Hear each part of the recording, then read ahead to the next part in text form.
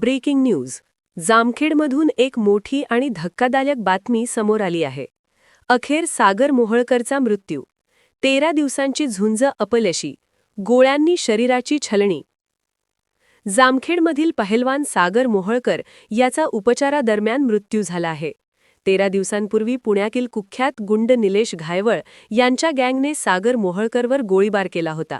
ही घटना 4 मार्च रोजी जामखेड शहरात घडली होती. या हल्ल्यात सागर मोहोळकरच्या शरीरावर तब्बल 6 गोळ्या झाडण्यात आल्या होत्या. त्यातील 2 गोळ्या शस्त्रक्रियेद्वारे काढण्यात आल्या, मात्र 4 गोळ्या अजूनही शरीरातच होत्या.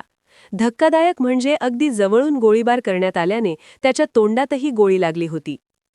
गंभीर जखमी अवस्थेत सागर मोहोळकरला सुरुवातीला जामखेड, त्यानंतर अहिल्यानगर आणि शेवटी पुण्यातील ससून रुग्णालयात दाखल करण्यात आले होते.